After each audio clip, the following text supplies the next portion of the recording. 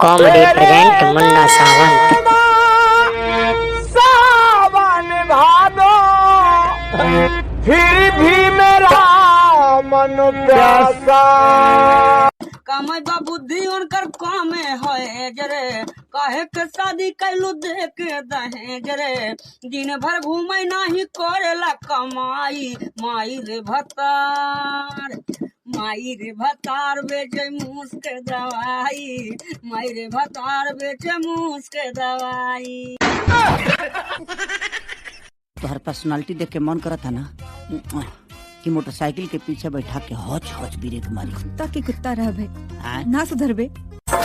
तहरा बिना खाना पीना तहरा बिना खाना पीना सुनल रानी बेकार। भगवान सच्चा दरबार की जय। पागल हो गल है इसका रे। हां भाई हमने कहा था नहीं कि सुना तहरा बिना खाना पीना बेकार देगा तो बोल सच्चे दरबार की जाए। अठानी चौरानी ढुगुर पैसा और रोहिता के मौगी पे 4 भैंसा।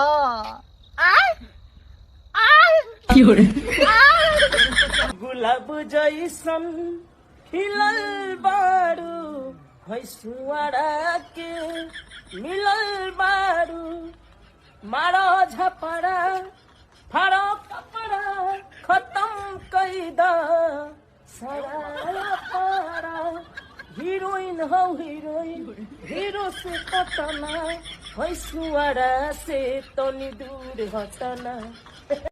के सारे पहले बहुत ठीक रहे लेकिन का टाइम जब से ओकरे चक्कर में पड़ ले अपने आप एकदम खत्म कर ले उतारू हो गई। हम इतना बोलाए ला लेकिन हमरे लगे नहीं आवेले अगर एक इशारा सारे ओकरे पीछे पीछे दौड़ल जा ते जौने चक्कर में घुमत हवे ना टोके का लगाता टोई भर के घुमावतिया। अरे सारे टोरे खान कई ठोकर अगवा पीछा घुमाए ना और जान ठोटे जौन करत हवे सुन ले ओके आज की कहल जाला।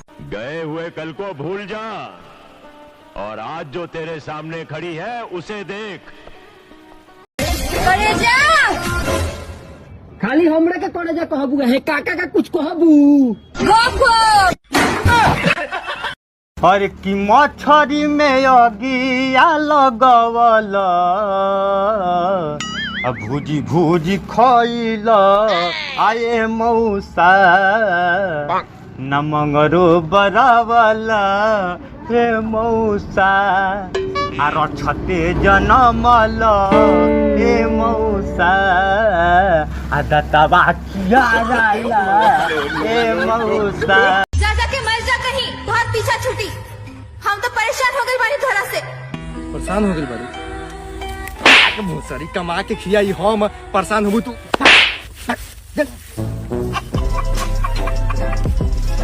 कहाँ रहे कल आए काहे नहीं? एक दिन नहीं आए इतना गुस्सा कल के और पटा लेता।